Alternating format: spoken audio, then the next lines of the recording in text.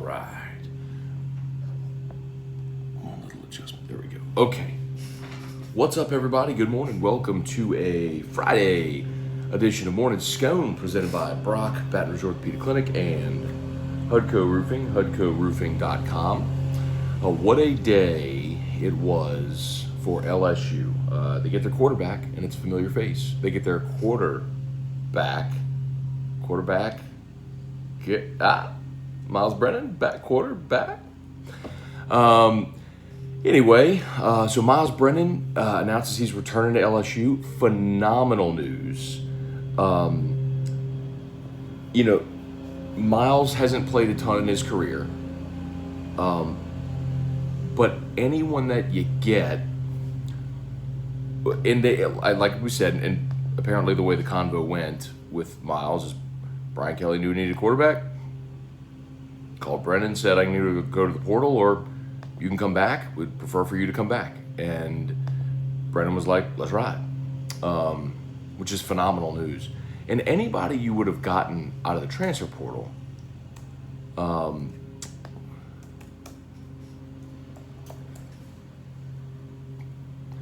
there would have been a learning curve. And there would have been a degree of uncertainty, right? Like whoever it is would have had to have learn the offense, who the OC was. What if you don't get the guy that you really wanted? Whatever the case may be. There's so many variables there. So when you bring Brennan back, you at least eliminate some variables. A guy who knows LSU, knows Baton Rouge, who knows the roster, knows some of the staff that's staying for whatever that's worth. At least has the commands the respect of the locker room, etc.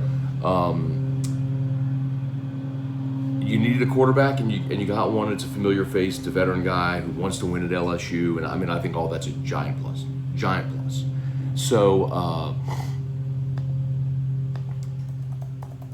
So that was a huge plus. You get the news that Brennan is returning, and then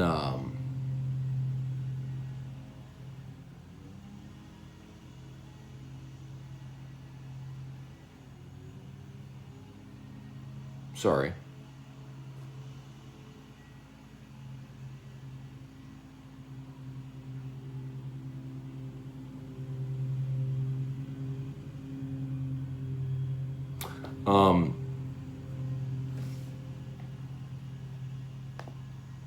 And then they get the news, of course, that Myles Frazier, the big offensive tackle from FIU, commits, which is phenomenal news. You absolutely had to address offensive line. You've gotten 4 high school signees already. Now you add Myles Frazier, who's a ready-made starter, and maybe not the last offensive lineman they go after. And that group now, the way it's kind of shaping up is, you're going to put Frazier at one tackle. If Cam Wire's back, he's probably starting at one tackle. If not, Will Campbell could be a day one starter for you. You got Bradford, who you really like. You got Garrett Dellinger, who you really like and played a lot this year. Who's going to play center is a big question. Got Charles Turner, but you got time to figure that out. Maybe you go. The other big offensive lineman that's in the portal is the center from Virginia, who's like a 3-year starter and was all ACC, and maybe you go target that guy and see if you can get him in. So huge, just great stuff. Okay, let's say some good mornings here. Let me know what y'all got. We had had dinner last night with the whole Game Coin board over at Rufino's, and then Drew doesn't have school today. But yesterday was his last day before the holiday, so I slept in a little bit. Well, slept in like 20 minutes later than I normally am. And Drew's still sleeping. So anyway, I got time, so let's cruise. Kyle DeVille, good morning. Hey, Dad, good morning. Caleb Bernard, John Bro, good morning.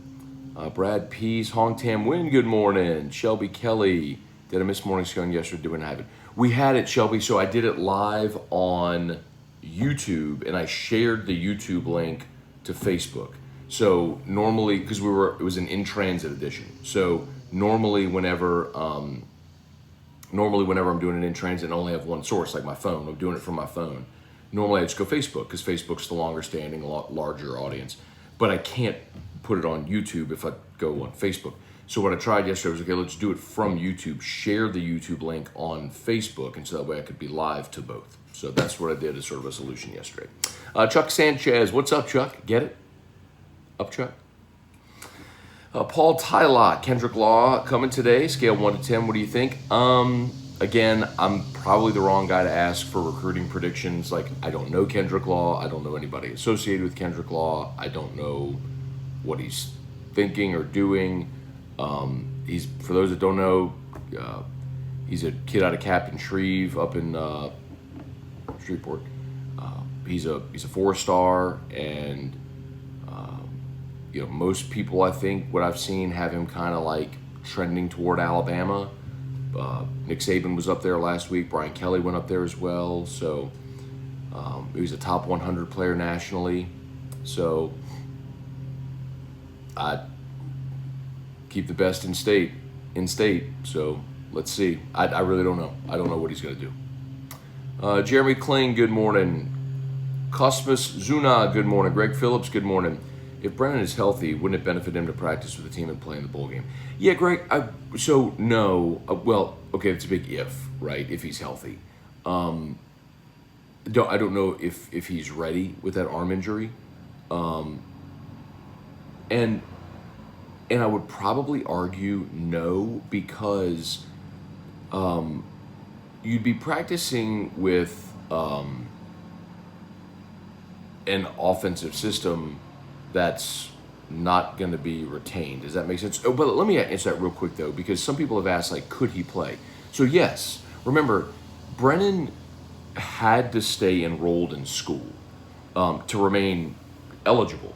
This was the problem with Emory last year. Emory didn't pass all of his classes. They tried to get a waiver because of COVID, because he had a lot of family circumstances that happened. I believe a relative died due to COVID, and it kind of threw off his academic semester in 2020. And so they were trying to get a waiver, and ultimately he's not eligible. But if you remain enrolled in school, then think Zeb Noland, okay? Like Zeb Noland, the GA. He's a grad assistant, was in graduate school at South Carolina. Well, they just gave him a helmet because he was already enrolled in school. He could join the roster as long as you have a roster spot for him. So yes, the league, technically, according to the rules, Brennan could. Yes, absolutely. Let's see, Reagan Lee, if A&M is at their limit of signees, they can't sign Harris, Perkins, or Matthews. I don't know if they can backfill. I don't know if they're at their limit. Someone asked that yesterday. I'll tell you specifically with the linebacker, Perkins, that's a big-time Blake Baker pull, as I understand it. So they're a little... From what I understand, Blake Baker has had some DC jobs that he's turned down because his preference is to stay here. A lot of people know this, like his wife is from the North Shore. I think she played soccer at LSU, so he wants to stay. He's turned down some lower-level DC jobs because he wants to stay. I don't know if he's going to, but he is the pull on the big linebacker. Who's the other one you asked about? Sorry, they're scrolling pretty fast. I can't remember who the other one was you asked about. Todd Harris, what's up? Dale Broussard, I do not know about Emory. I do not know. And technically, I don't think the semester will have started yet, so I don't think he could play in the bowl. Caleb Bernard, you have a neighbor like mine who wants his yard looking perfect. No, that's our yard. That's I pay a crew to come cut my grass. I never cut grass. I hate cutting grass. That's our crew that's cutting.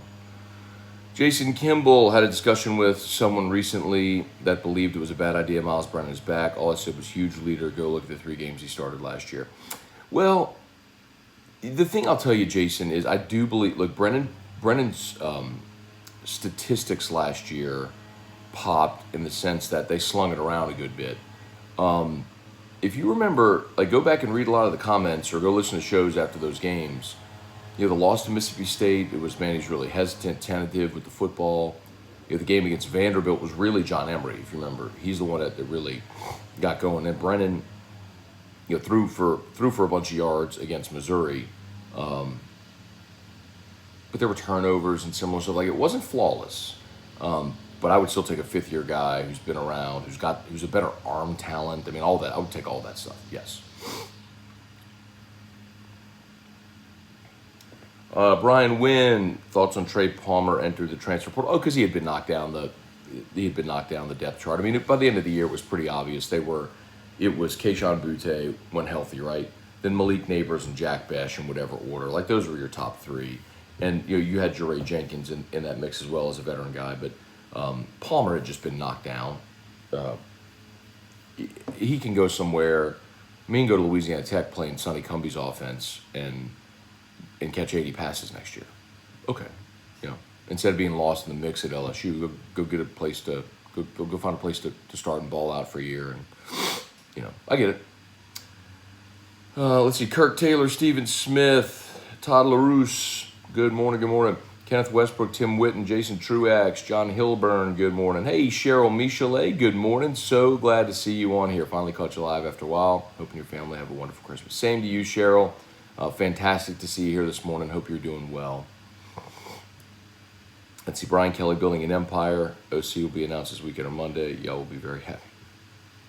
Okay.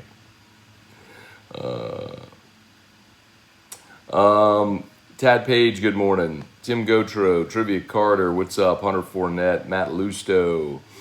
Brennan recommit feels like a big sense of relief. It should. I mean, it takes a lot of the anxiety away of not knowing who's going to be under center for your team. I mean, we were talking all about the portal quarterbacks and who it could be, and everybody that we discussed had positives but had drawbacks. And the same's true with Brennan, but there are fewer variables with Brennan because he's been here. Connor O'Neill, LSU was literally going 2 miles per hour yesterday. Well done. Brandon Williams, Royce Pierce, good morning. Rapping Batches, Brady Smith. Morning, Matt. Was this the best case scenario for a quarterback? I believe so, Brady. I mean, the guy that we had talked about, aside from Brennan, was Keaton Slovis. And Slovis kind of took a different path than Brennan. He ended up starting as a freshman, and then last year with the COVID year was kind of screwy, and then sort of lost his job this year. So he had sort of regressed over 3 years. Brennan just sort of patiently waited his opportunity and sort of been derailed by injuries. But yes, you give me a fifth-year guy who's familiar with the roster, the talent, they're familiar with him. Yes, give me that guy. Jesse Brown, do you think Urban Meyer ever coaches in college again? Yes, I do. Patrick Ramos, Brennan getting number 18. I doubt it. Maybe. No quarterbacks won it since Mock. Maybe. Thomas Lamont, excited to see the news yesterday. Boutte needs to stay. That does help with Boutte, there's no doubt. I mean, having quarterback settled, you get your OC on board ASAP. Yeah. Jay Benoit, good morning from Orlando, Florida. Out to boot. Brushing my teeth. Good morning, Scone. What's up? Jason Mobile, is Brennan eligible for ball? Okay, kind of talked about that. Would he be? Yes. Will he play? I do not know. Ryan Pike, just curious, would you rather have a veteran quarterback, albeit a different offensive scheme, come back, or a transfer that's been in Kelly's scheme already? So here's the thing, Ryan. What's Kelly's scheme and who's the transfer that's available? You know what I mean? There's nobody, like Notre Dame this year played Jack Cone, who was a transfer from Wisconsin. So it's not like there's someone who's been on Kelly's roster who's available. And then we don't even know what type of scheme he's going to run because the OC hasn't been hired yet. And I'll spare you. I've heard all the Tom Herman rumors. I've asked around. No one seems to be able to confirm, which, whatever. But we don't know what the scheme is going to be yet. Joey Vincent, good morning. Andrew Repass, good morning. Are we not hiring coordinators until February?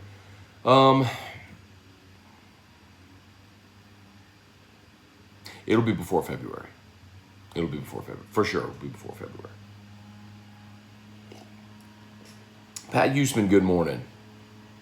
Wendell Norman, PTG Toasty, Tim Gotro. Should we celebrate Brennan's return with the Hudco jingle? I like it.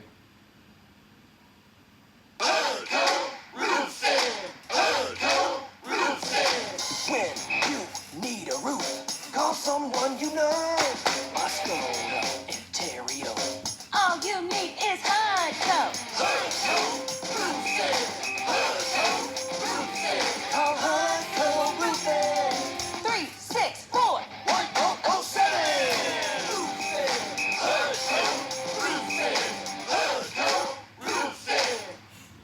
Ask and you shall receive, my friend.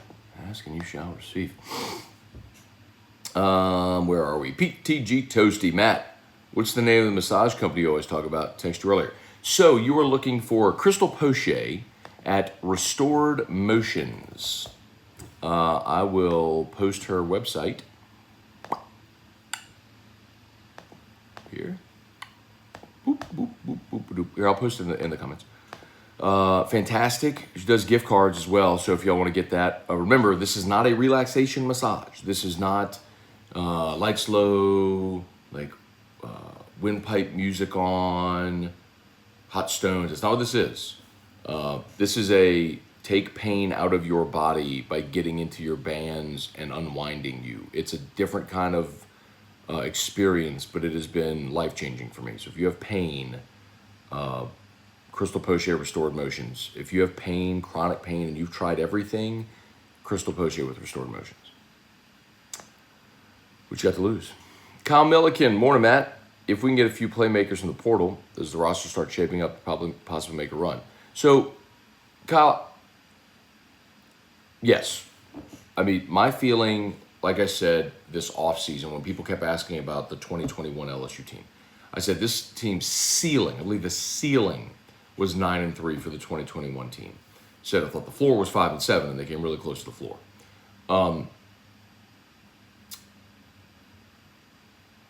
But what I did say consistently was, if they can get the rising juniors to stay, and that was Butte and Ricks, Ojolari, Jay Ward, Jaqueline Roy, McLaughlin, Max Johnson.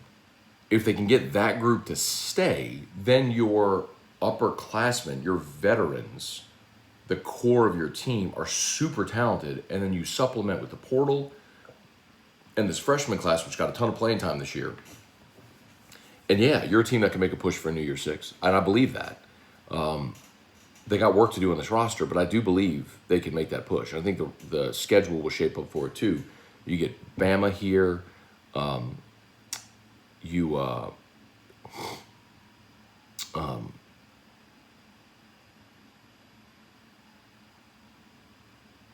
Your non-conference is Florida State, which is very winnable in New Orleans.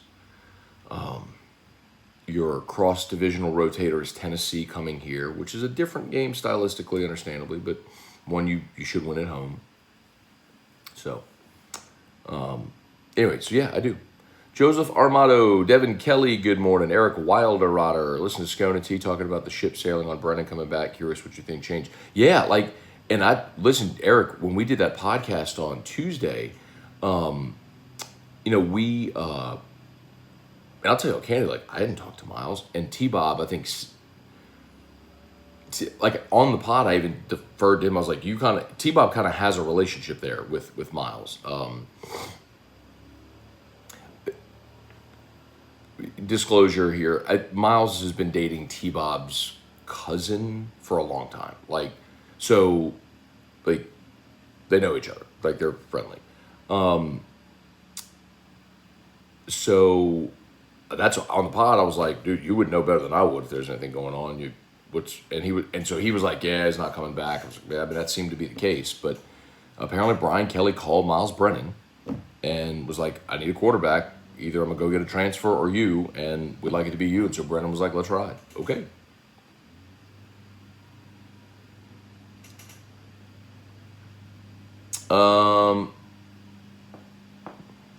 Lamar Stevens, is John Emery out of here?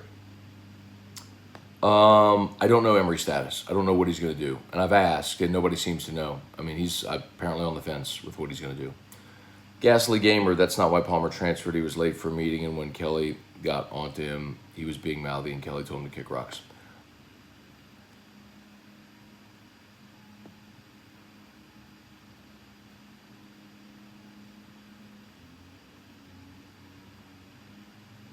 Okay.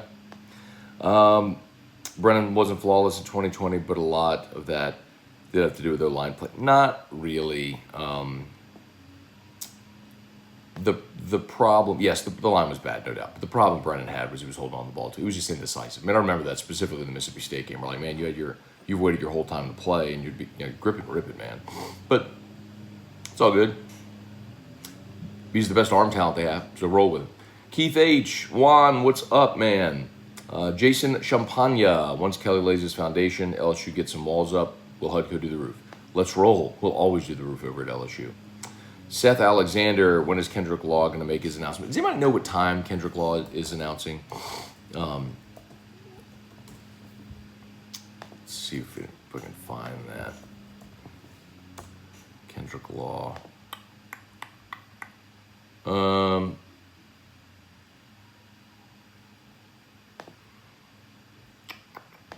Somebody knows what time he's signing.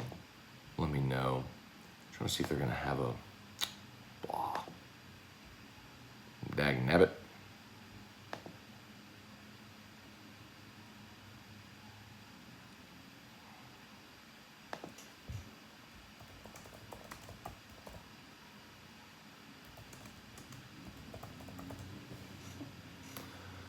Um, 3 o'clock today. Kendrick Law at 3 o'clock today. So good. Be right when AFR is starting. So we'll know that. All right, y'all. As always, shout out to Brock, Baton Rouge Orthopedic Clinic. You need an orthopedic, go to Brock. Hudco Roofing. You need a roof? Give us a shout at Hudco. Donnie Gotro over on Facebook. What's good? Charlie Cavell. How concerned about the wide receivers that LSU didn't get? Yeah. So Charlie, here's the thing. If they got Butte back, and you saw Malik Neighbors emerge, and you saw Jack Besh emerge the way he did, and you got Brian Thomas and Chris Hilton, like, as long as you've got Butte there, I'm good, man. Yes. I mean, you absolutely want the best players in state. You love Shaz Preston.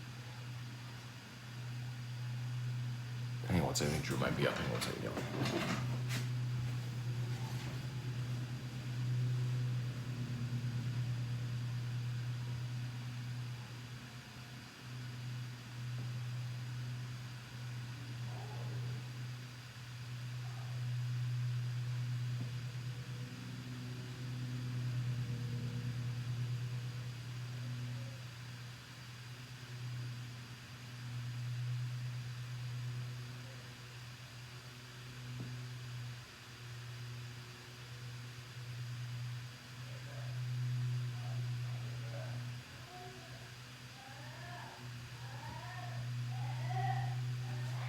Okay, guys, unfortunately we have to end this. Drew disconnected his feeding tube, and so basically his entire stomach contents are spilling out into his bed right now, so I have to go clean it up. Sorry if that's gross imagery. Yeah. Okay.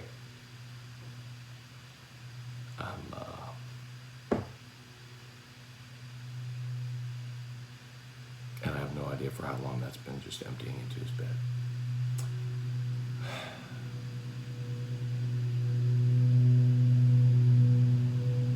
I gotta go.